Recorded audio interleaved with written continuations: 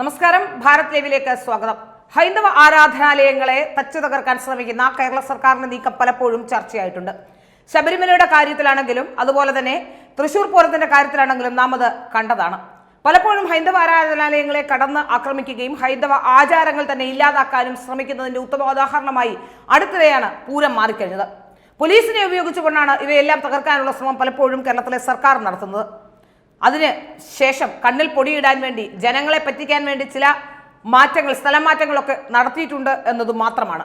ജനങ്ങളുടെ പരിധിയില്ലാത്ത വിമർശനങ്ങൾ വരുന്നത് കൊണ്ട് മാത്രമാണ് കേരളത്തിലെ സർക്കാർ അത്തരത്തിലുള്ള കാര്യത്തിൽ എന്തെങ്കിലും ഒരു സസ്പെൻഷനിലെങ്കിലും കാര്യങ്ങൾ എത്തിക്കുന്നത്. ഇപ്പോൾ നമുക്ക് മനസ്സിലാക്കാൻ സാധിക്കുന്നത് വീണ്ടും പോലീസിന്റെ ഇടപെടലുകൾ തുടർക്കഥയാകുന്നു എന്ന് തന്നെയാണ്. വീണ്ടും കൂടൽമാണിക്യം ക്ഷേത്രോത്സവത്തിനിടെ നടന്ന പ്രശ്നമാണ് ഇപ്പോൾ ചർച്ചയാവുന്നത്. എക്സിബിഷൻ ഗ്രൗണ്ടിലെ കടകളുടെ ലൈറ്റ് നിർബന്ധിച്ച് ഓഫ് ചെയ്യിപ്പിച്ചുവെന്നാണ് പരാതി. തൃശൂർ പൂരത്തിന് പിന്നാലെ ക്ഷേത്രോത്സവങ്ങളിൽ തുടർച്ചയായി പോലീസിന്റെ ഇടപെടൽ എന്ന പരാതിയാണ് ഉയരുന്നത്. കൂടൽമാണിക്യം ക്ഷേത്രോത്സവത്തിനിടെ എക്സിബിഷൻ ഗ്രൗണ്ടിൽ രാത്രി കടകളിലെ ലൈറ്റ് നിർബന്ധിച്ച് ഓഫ് ചെയ്യിപ്പിച്ചുവെന്നും വിനോദോപകരണങ്ങളുടെ പ്രവർത്തനം തടസ്സപ്പെടുത്തിയെന്നുമാണ് പരാതി. ക്ഷേത്രത്തിലെ എഴുന്നള്ളിപ്പിനും ഗ്രൗണ്ട് എക്സിബിഷനിലുമായി 100 കണക്കിന് പേരാണ് എത്തിയിരുന്നത്.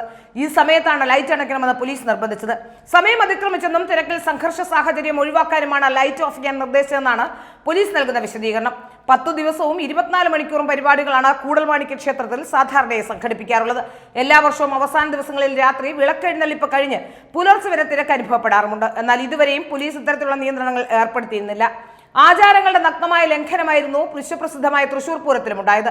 ഹിന്ദു ക്ഷേത്രങ്ങളോടും വിശ്വാസങ്ങളോടും സർക്കാരും പോലീസും കാണിക്കുന്ന ധാർഷ്ട്യമാണെന്നും ഇത്തരം പ്രശ്നങ്ങളെ വെച്ചുപുറപ്പിക്കാൻ കഴിയില്ലാത്ത നിലപാടാണെന്നും ജനങ്ങളേവരും ഒറ്റ സ്വരത്തിൽ പറയുന്നുമുണ്ട്. എന്നാൽ ഇതുവരെയും പോലീസ് നിയന്ത്രണങ്ങൾ ഏർപ്പെടുത്താത്ത സ്ഥലങ്ങളിൽ ആചാരങ്ങളെ ലംഘിക്കുന്നതിന് വേണ്ടി അല്ലെങ്കിൽ ആചാരങ്ങൾ ഇല്ലാതാക്കുന്നതിന് വേണ്ടി പോലീസിന്റെ ഇടപെടൽ ഉണ്ടാകുന്നു എന്നത് സംശയാസ്പദമായ കാര്യം തന്നെയാണ്. ഇത് നിസ്സാരമായി കാണരുതെന്നുള്ള മുന്നറിയിപ്പായിരുന്നു പൂരത്തിലുണ്ടായ പ്രതിസന്ധി എന്ന് ജനങ്ങൾ പറയുന്നു. ഇതിന് പിന്നാലെയാണ് മറ്റ് ക്ഷേത്രോത്സവങ്ങളിലേക്കും സർക്കാരിന്റെയും പോലീസിന്റെയും കടന്നുകയറ്റം വ്യാപകമായിരിക്കുന്നത്.